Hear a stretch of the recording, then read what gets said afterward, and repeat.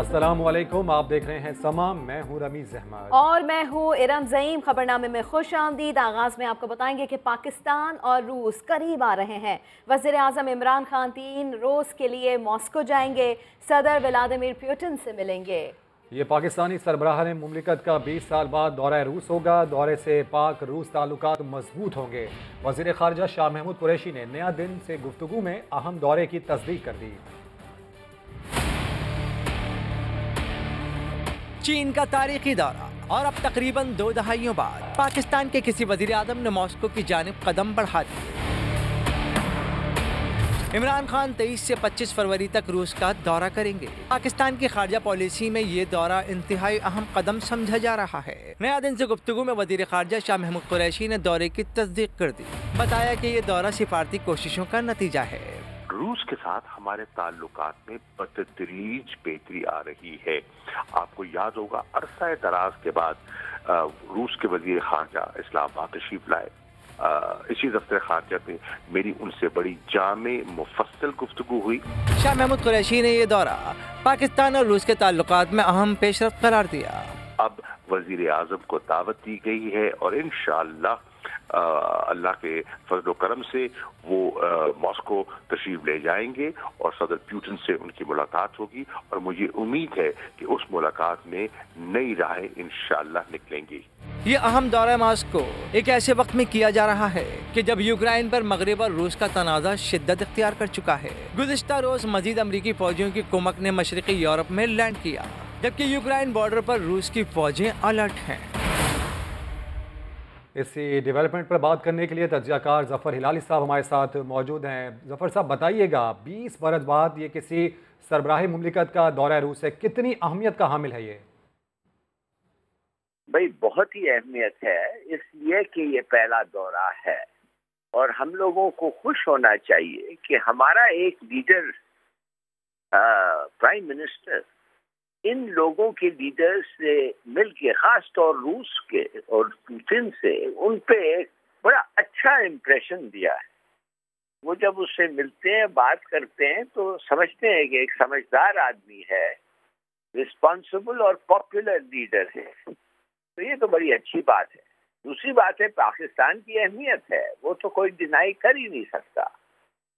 पाकिस्तान की geo strategic position ऐसी है कि पाकिस्तान के साथ दोस्ती करना सब लोग समझते हैं कि उनके फायदे में है। खास चाइना तो आपको हर रोज बता रहा है कितना वो क्या समझता है और क्या इम्पोर्टेंस देता है वो पाकिस्तान को। और रूस भी अब देने लगा है और देगा। और अब जब उनका गैस सिस्टम, उनका पाइपलाइन, उनके इन्वेस्टमेंट आएगा इंशाअल्लाह, साथ साथ उनके बिजनेस इंटरेस्ट भी होंगे। ये स्पेशल इकोनॉमिक जोन्स जो क्रिएट हो रहे हैं, ये सिर्फ एक मुल्क के लिए नहीं है। जो भी इन्वेस्टर आके फायदा उठाना चाहता है पाकिस्तान की लोकेशन से और पाकिस्तान का अपना मार्केट से, वो सब आ सकते हैं। तो एक जबरदस्त। और देखिए ये भी ना भूलें कि ये स्ट्रेटेजिक इम्पोर्टेंस का मतलब है डिफेंस। हम भी, पाकिस्तान भी हैं, हम भी दोस्त चाहते हैं अमेरिका के साथ। अब हमारी दोस्ती वो नहीं रही। अमेरिका ने फैसला कर लिया है कि पाकिस्तान नहीं, हिंदुस्तान के साथ उनका स्ट्रेटेजिक रिलेशनशिप होगा, अलायंस होगा। खुला कह दिया है। और खुला उन्होंने ये भी कह दिया है कि हम पाकिस्तान के साथ एक सिर्फ कभी कभी जरूरत पड़े तो उनके साथ कोई रिलेशनशिप होगा, नहीं तो हमारा स्ट्रेटेजिक एलाई इस खित्ते में हिंदुस्तान है। तो ये सब डेवलपमेंट मद्देनजर रख के मेरे ख्याल में ये बहुत अहम विजिट है। बहुत शुक्रिया ज़फ़र साहब, इस मामले पर अपना एनालिसिस पेश कर रहे थे। सऊदी वज़ीर दाखिला शहज़ादा अब्दुल अजीज़ बिन सऊद बिन नाइफ एक रोज़ा दौरे पर आज पाकिस्तान पहुँच रहे हैं। सऊदी वज़ीर दाखिला पाकिस्तानी हम मनसब शेख रशीद अहमद की खुसूसी दावत पर इस्लामाबाद पहुँचेंगे। मुअज़्ज़ज़ मेहमान सदर मुमलिकत वज़ीर आज़म समेत दीगर अहम से मुलाकातें करेंगे। इलाकाई सूरत हाल समेत सऊदी अरब में कैद पाकिस्तानियों की रिहाई के मामले पर भी बात होगी। परवाज दौर में जापान से मिले फंड्स कहाँ गए? नैब ने साबिक वज़ीर आज़म के खिलाफ नई फाइल खोलने की तैयारी कर ली। नैब ने नवाज शरीफ के खिलाफ उनके दूसरे दौर में जापान से मिलने वाले फंड्स की जांच पड़ताल शुरू कर दी है। इस हवाले से वजारत मनसूबाबंदी से फंड्स के इस्तेमाल का रिकॉर्ड मांगा गया है। वजारत मनसूबाबंदी से रिकॉर्ड मिलने पर तहकीकात आगे बढ़ाई जाएंगी। जापान से 1998 में सोशल एक्शन प्रोग्राम के लिए 25 करोड़ डॉलर्स लिए गए थे। कर्ज उतारो मुल्क सवारो अकाउंट की भी जांच पड़ताल की जाएगी।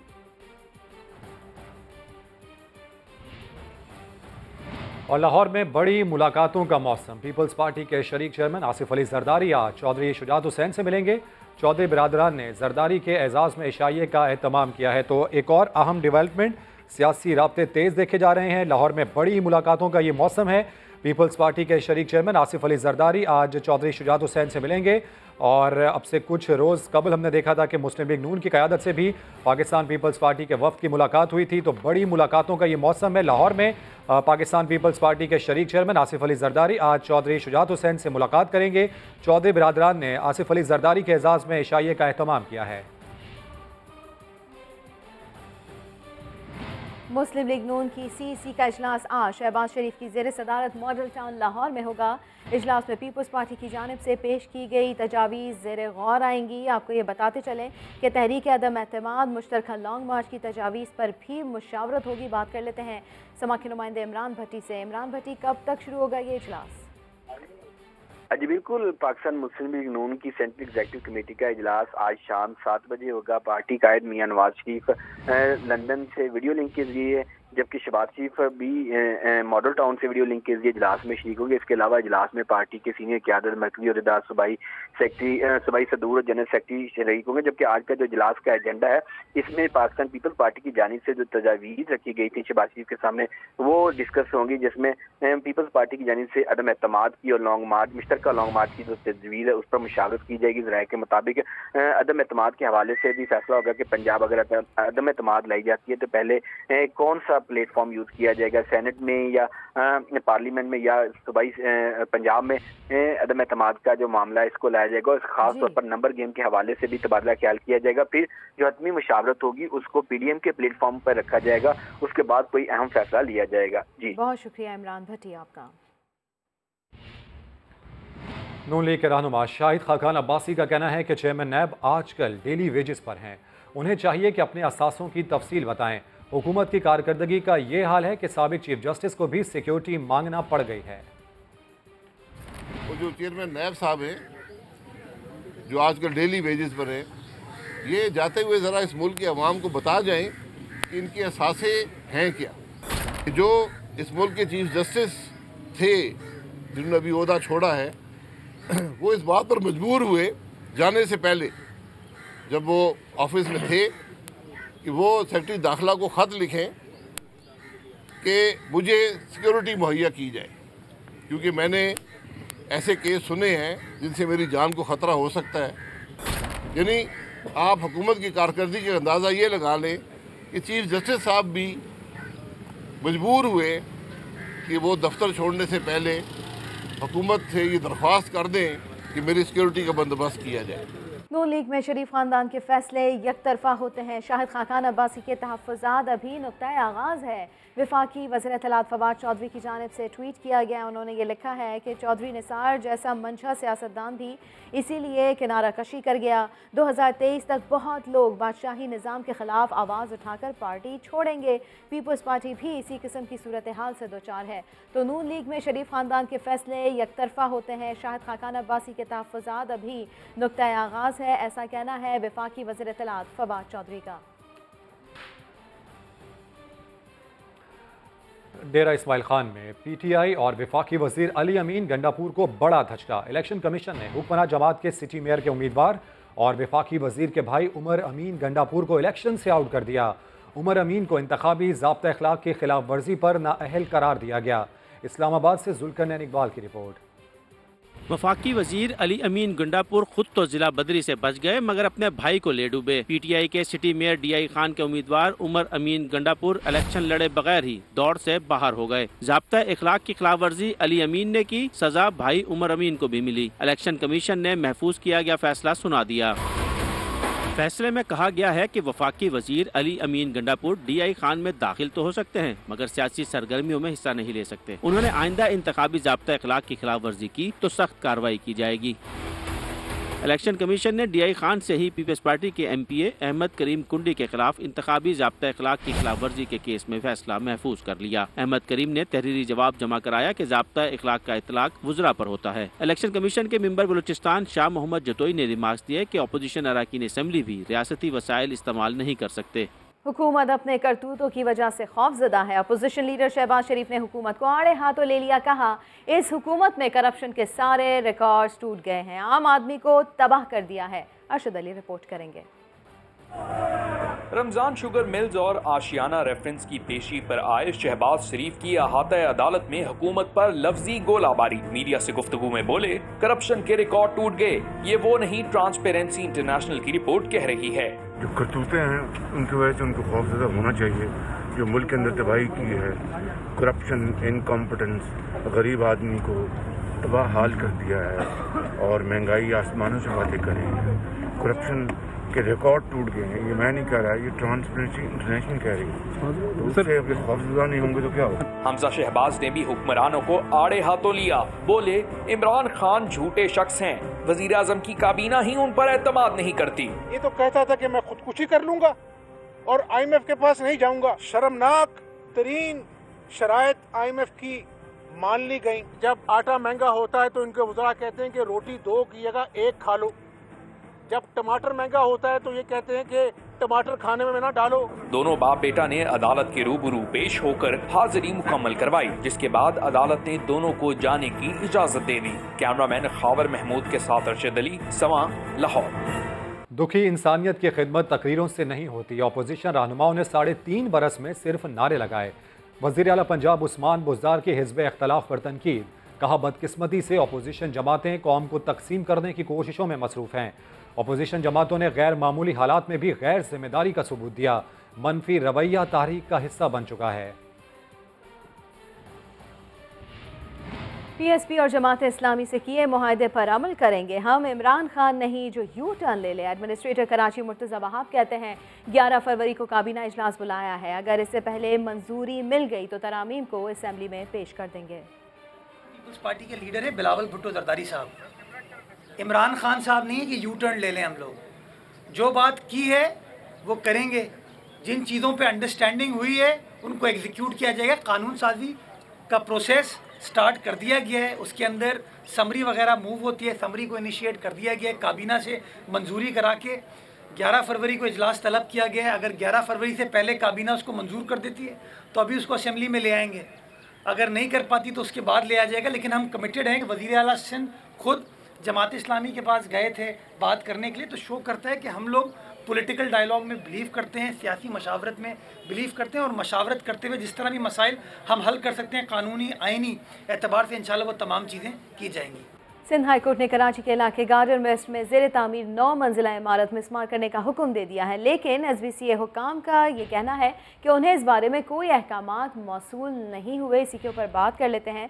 ज़ेर तामीर इमारत के बाहर मौजूद है समा के नुमाइंदे खुर्शीद आलम से। तो खुर्शीद, यहाँ पर क्या सूरत हाल आप देख रहे हैं और क्या SBCA की टीम यहाँ पर पहुँची है? जी बिल्कुल, मैं इस वक्त मौजूद हूँ गार्डन वेस्ट के इलाके में, उस जगह जो हाई कोर्ट ने हुक्म दिया है अलजन्नत रॉयल रेजिडेंसी को मिसमार करने का।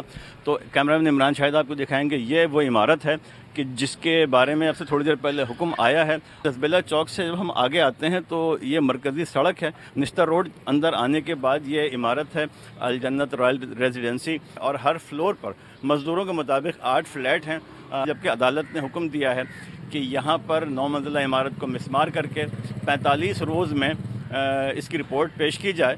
SBCA से हमारी बात हुई है, उनको अभी तक इस हवाले से किसी अहकामात नहीं मिले कि यहाँ आएँ और मिसमारी का कोई काम शुरू किया जाए। वज़ीर आज़म इमरान खान से मुलाकात और CPEC प्रोजेक्ट्स में आसानियाँ पैदा करने की यकीन दहानी पर चीनी सरमायाकार बहुत खुश है। मौमन ख़ुसूसी बराए CPEC खालिद मंसूर ने प्रेस ब्रीफिंग में बताया कि CPEC में सुस्त रवि का तासुर बिल्कुल गलत है। CPEC अथॉरिटी के बाद प्राइम मिनिस्टर ऑफिस खुद मुतहर्रिक है, जबकि पावर सेक्टर समेत तमाम शोबों में चीनी सरमायाकार दिलचस्पी का इजहार कर रहे हैं। फॉर्च्यून 500 कंपनीज के लोग थे, उनके भी सीनियर मोस्ट लीडरशिप जो था वो मीटिंग के अंदर उन्होंने पार्टिसिपेट किया, और वो उनके चेयरमैन थे या उनकी सीनियर लीडरशिप थी जिन्होंने इस चीज़ को बहुत अपने लिए ऑनर समझा कि प्राइम मिनिस्टर ऑफ पाकिस्तान उनके साथ डायरेक्टली इंटरेक्ट कर रहा है। प्राइम मिनिस्टर ऑफिस जो है वो भी बहुत फ्रंट एंड के ऊपर अवेलेबल है, और प्राइम मिनिस्टर ने चाइनीज़ इन्वेस्टर्स को और बाकी वहाँ पर जितनी कम्युनिकेशन की है वो उनको बावर करवा दिया है कि अगर सी पैक अथॉरिटी एक वन विंडो ऑपरेशन है तो इस विंडो के पीछे मैं खड़ा हुआ हूँ। जवाबन उन्होंने ये कहा कि जी कि हम बहुत खुश हैं कि जिस किस्म की अब इन्वायरमेंट है और जिस किस्म की फैसिलिटेशन हमारे इन्वेस्टर्स को आप बाहम पहुँचाएँगे, और उसके बाद जो जो मसाइल आपने हमें कम्युनिकेट किए हैं हम आपके साथ खड़े हैं और उसको हम जल्द अज जल्द रिजॉल्व करेंगे। मुल्क में कोरोना के हमले जारी हैं। मजीद 38 अफराद जान से गए हैं। NCOC के मुताबिक 24 घंटों में कोरोना के 44,779 टेस्ट किए गए। 3,338 अफराद में वायरस की तस्दीक हुई। हुकाम के मुताबिक मुस्बत केसेस की शरह 7.45% रिकॉर्ड की गई है।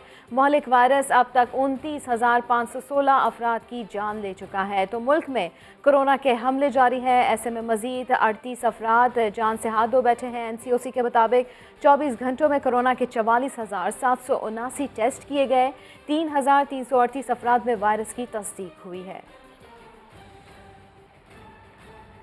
वज़ीर-ए-आज़म की मुआवने खुसूसी और एहसास प्रोग्राम की सरबराह डॉक्टर सानिया निश्तर का समा को खुसूसी इंटरव्यू।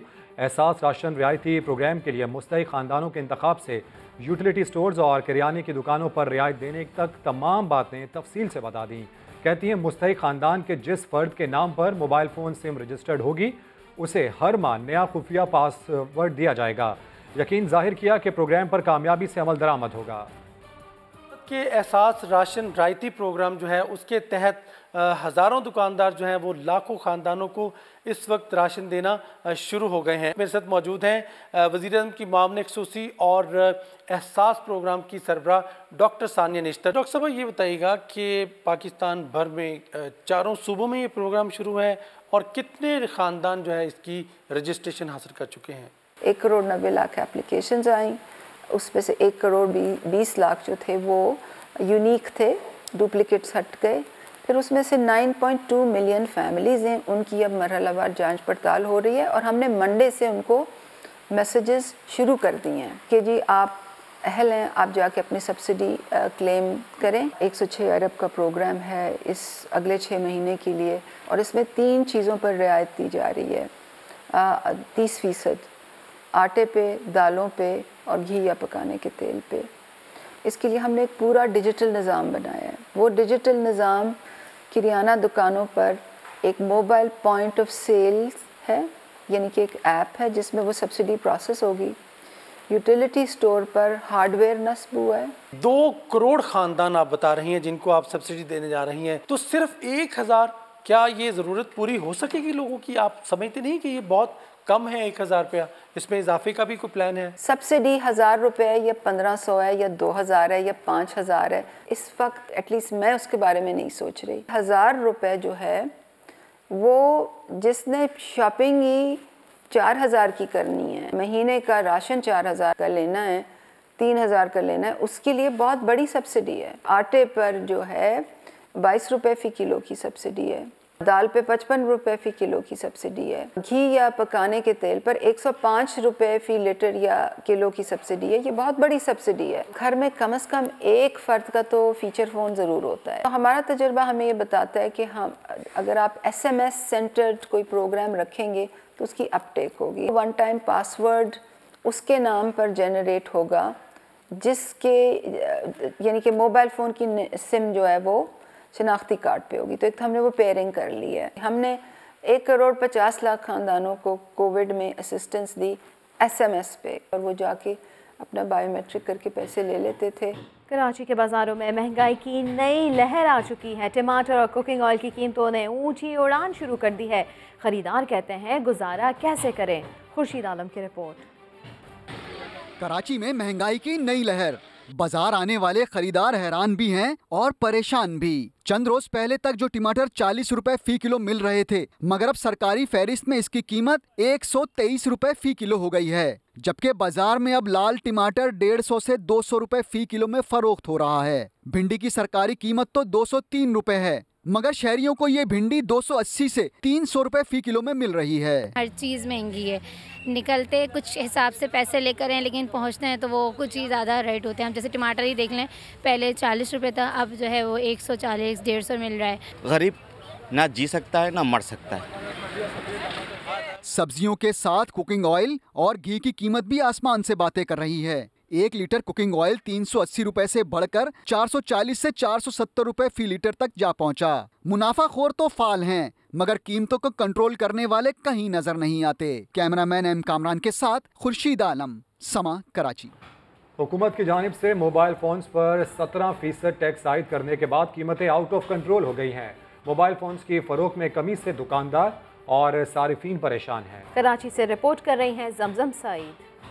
आज हम बात करेंगे अपनी जिंदगी के अहम हिस्से यानी इस मोबाइल की। इस वक्त स्मार्टफोन कोई अय्याशी नहीं, बल्कि कारोबारी हजरात हो या मुलाजमत पेशा, सबकी जिंदगी के लिए लाजमी जरूरत बन चुका है।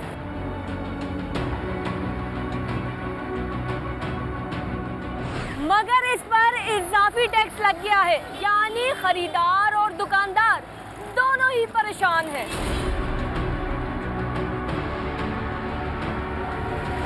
कल मेरा मोबाइल स्नैच हुआ है, खरीदने आया था मैं, तो जितने का सोच कर आया था उससे महंगा मिला है मुझे, तो पर ज़रूरत है, इस्तेमाल करना है, तो इसलिए ख़रीदा है, मजबूरी है। मोबाइल ख़रीदने आए थे तो अब इतना टैक्स बढ़ गया है। मोबाइल ख़रीदने के लिए आया हुआ, लेकिन यह भी 20,000 का बिल्कुल मोबाइल नहीं मिलता है।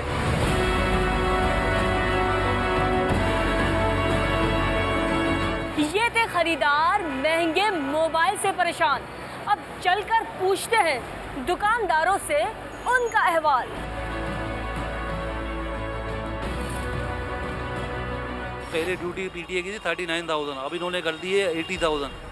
अगर 17% भी आप बढ़ाते हैं तो 46,000 होते हैं। काम जो हमारा जो है ना तकरीबन 25% रह गया, 75% नीचे है, और वो भी कहा बड़े फ़ोन तो ले नहीं रहा, अब छोटे फ़ोन पे ही काम चल रहा है। पहले ये मोबाइल था 20,000 रुपये का, अब यही मोबाइल 25,000 का मिल रहा है, तो कस्टमर कैसे अफोर्ड करेगा? हम लोग खुद परेशान हुए हैं। तो ज़्यादातर कस्टमर ऐसे आते हैं कि प्राइस पूछते हैं और वो फिर चले जाते हैं। मतलब कि बहुत ज़्यादा जो है ना महंगाई भी है, प्लस मोबाइल के इतने रेट बहुत ज़्यादा कंज्यूमर की जो ना मतलब समझो कि जेब में अफोर्डेबल नहीं। इतनी महंगाई और इतने महंगे मोबाइल, अच्छे स्मार्ट खरीदार जेबें टटोल रहे हैं, क्योंकि जैसे भी हो मोबाइल के बगैर तो गुजारा नहीं। कैमरामैन सनाउल्लाह के साथ जमजम सईद, समा, कराची। आजकल सोशल मीडिया पर फिजा और शिजा के चर्चे हैं। जुड़वा बहनों का किरदार अदा करने वाले किरण ताबीर ने समा के नुमाइंदे रेहान अहमद से खुसूसी गुफ्तगू की। आइए देखते हैं। I don't know सडनली कैसे और क्यों ये इतना पॉपुलर हो गया, बट या I am having fun. Memes बन रहे हैं, लोग इतनी बात कर रहे हैं इसके बारे में। Of course I am having fun, मजा आ रहा है मुझे भी आप सब लोग की तरह, जैसे आप सब लोग इतना एंजॉय कर रहे हैं, इतने सारे मीम्स बन रहे हैं। कुछ मीम्स तो वैसे बहुत ही मजेदार थे। मेरा ये प्ले 1-1.5 साल पहले हमने किया था, रूटीन से आया चला और बात खत्म होगी। अगर इसका सीक्वल बनता है तो मेरे अलावा इस कैरेक्टर को कौन कर सकता है? फिजा एंड शिज़म प्लस किरण ताबीर। सो अगर सीक्वल बना तो मैं जरूर करूंगी, बट उम्मीद करूंगी कि स्क्रिप्ट में इस बार थोड़े लॉजिक हो और थोड़ा बेहतर तरीके से हो गया। Enjoy this Fiza and Shiza thing because I am having fun. Break के बाद हाजिर होंगे हेडलाइंस के साथ। देखते रहिए समा।